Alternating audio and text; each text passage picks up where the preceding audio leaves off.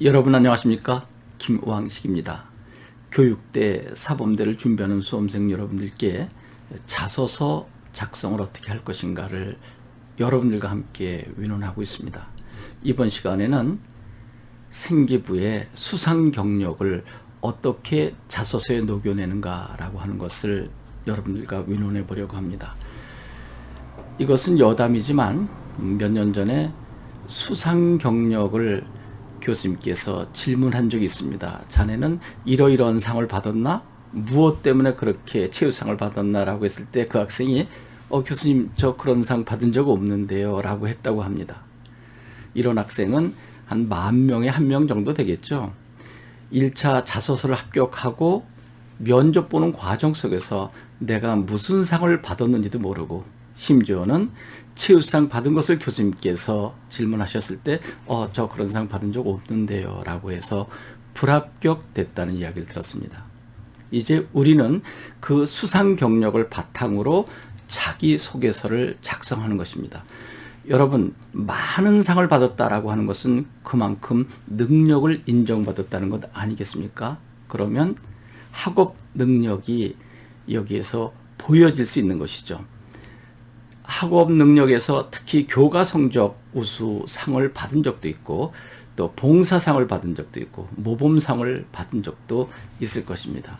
많은 학생들은 3페이지 정도 되는 학생도 있는데 이런 경우는 약간 갸우뚱하신다고 합니다. 이 학생 상을 다 몰아준 것 아닌가? 좀 격한 표현이긴 하지만요.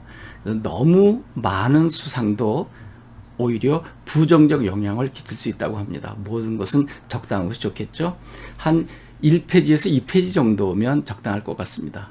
그리고 수상 경력에서는 질이 상당히 중요하죠. 누구나 다 주는 공동상 말고 전교 인원 중에서 최우상, 우수상 정도 받은 것이라면 아마 질적 평가를 받게 될 것입니다.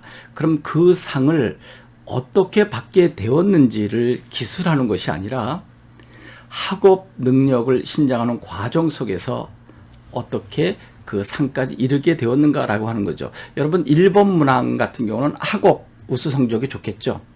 만약에 국어, 영어, 수학, 사회, 과학 중에서 이 우수상을 꾸준히 받고 있다 그러면 어떻게 공부를 했길래 1, 2, 3학년 공이 이 상을 받을 수 있는가? 결국 결과물이 되겠죠. 그것을 여러분 나름대로의 교과 학습 방법을 놓고 그 학업 성취도 결과에 따라서 1, 2, 3학년 공이 수상했다 그러면 결국 인과가 맞겠죠. 공부한 원인 그리고 상 받은 결과 아주 좋지 않을까요? 그런데 많은 사람들은 세특상 정도의 신경을 많이 쓰더라고요.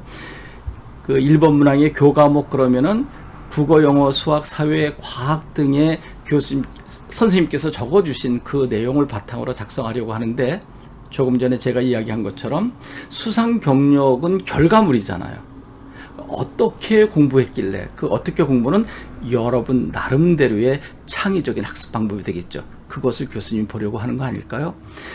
그 결과를 학교 선생님들께서도 교과 담당 선생님께서 이렇게 높게 평가해서 상을 주었구나라고 한다면 명실상부하지 않을까요? 그래서 여러분들 수상 경력이 1번에 중요하다라고 하는 것입니다. 또 봉사활동상이라든지 또 효행상 같은 것이 있다고 하면 2번의 봉사활동 문제 얼마든지 가능하죠. 그리고 3번에서 나눔 배려 협력에서 물론 갈등이 있지만 그러한 활동을 하는 과정 속에 갈등도 잘 극복해서 결과물까지 이뤄내서 수상했다라고 하면 그것도 좋지 않을까요? 또 일부 대학이긴 하지만 초등교사의 자질적인 측면에서 여러분들이 다른 학생들을 잘 지도해서 즉 멘토 멘티 활동을 잘해서 상을 받았다고 한다면 초등교사의 자질도 높게 평가되어서 4번의 대학 자율문항도 명실상부하게 접근하지 않을까 생각합니다.